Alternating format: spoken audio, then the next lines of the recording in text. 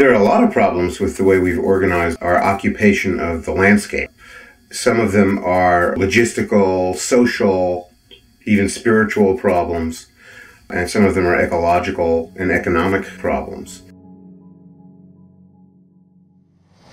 Any way of life that's based on the use of non-renewable resources and based on the hyper-exploitation of renewable resources, so-called, any way of life that perceives the world around them as consisting of resources and not beings and communities to enter into these reciprocal relationships with, is going to destroy its land base. This culture has been destroying its land base for the last 6,000 years.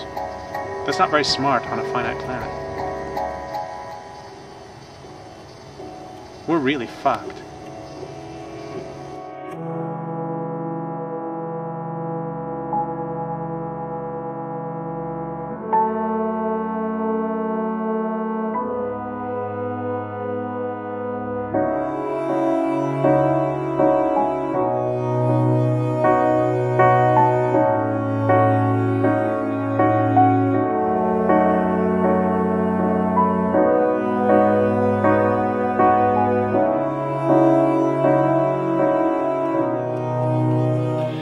It's basically, these trees are like the structure, they're like the scaffolding that holds up the whole house of a healthy ecosystem.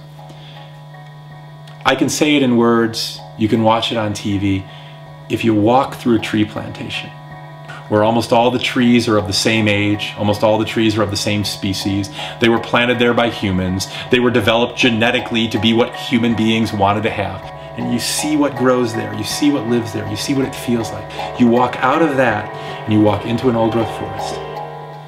That is exactly what used to be where that tree plantation was. It's like a line that runs sometimes, a line where they drew and they said, cut here, not there yet. You walk across that line and you're back on Earth.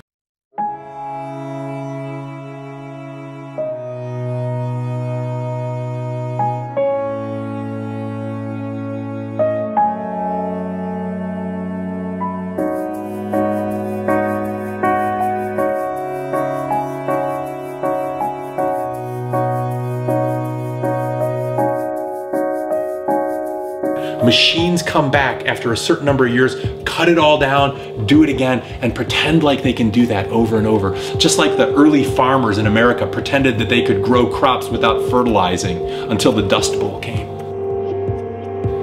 So we deplete the soil, we grow the tree farm, and all the species are gone. Sometimes they're gone in that they just shifted to another place in the forest, but sometimes they're gone forever. And that's extinction. And extinction is not death, it's the end of birth. It doesn't come back ever. When I started writing Ishmael, I knew that we were attacking the biological diversity of the planet, but I had no idea that we had already entered into a period of mass extinctions. It's estimated that as many as 200 species a day are becoming extinct. This is roughly 1,000 times the normal rate of extinction. There, of course, have been extinctions throughout the history of life on the planet, but this is what is meant by a mass extinction, like happened in the late Permian period when the dinosaurs disappeared.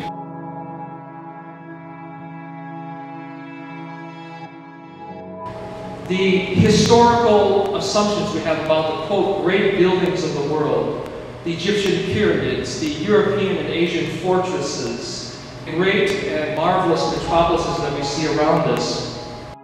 They're expressions of a civilization and they're great records, okay, but what are they records of? In fact, in most cases, they were created by the oppression of others.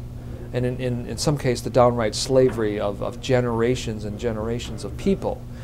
And so you think, well, what's so important and valuable about that? What does that mean to us now? You know, we're still doing that today.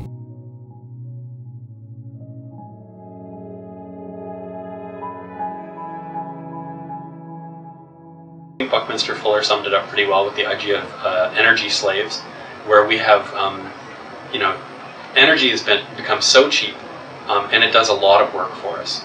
And if you were to convert the kind of the relationship between the amount of energy that each of us use in the city and in this kind of way of living, if you were to compare that energy to the amount of human energy it would have taken in the form of slaves working for us, each one of us would have at our disposal something like 400 slaves. Now this was 1960 some odd when Fuller first calculated this. I would guess it's probably double or triple that by now. Like my guess is I probably got 1,000 energy slaves working for me, doing all this kind of work for me. That's absolutely not sustainable.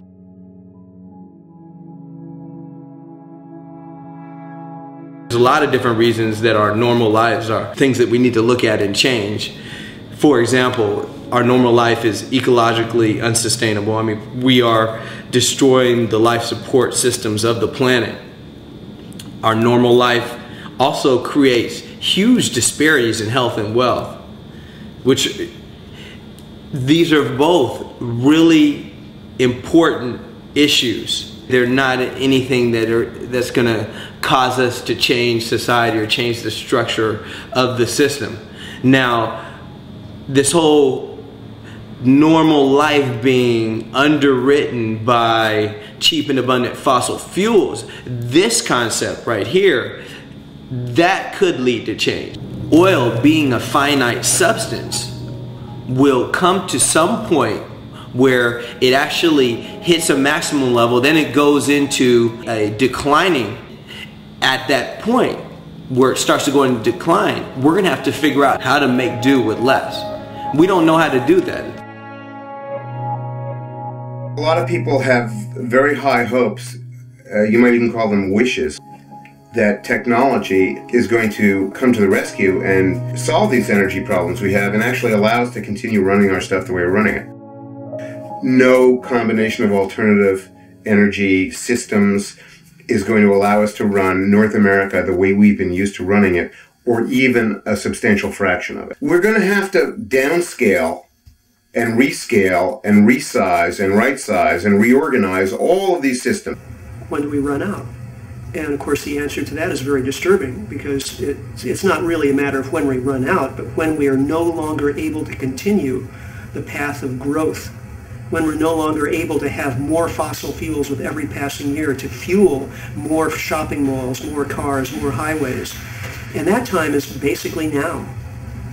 America's housing infrastructure is extremely vulnerable to the problem of peak oil. We've built millions of houses that have to be heated with fossil fuels. So how are we going to heat all of these houses? Most of us are living in places that get really cold in the winter. I mean, you really can freeze to death in places like Iowa and Minnesota and upper New York State. So we're going to have to figure out an alternative to the standard American house and do it really quickly. We need to reinvent our normal lives so that they are not only ecologically sustainable and not only socially just, but we need to make them much, much less dependent on fossil fuels.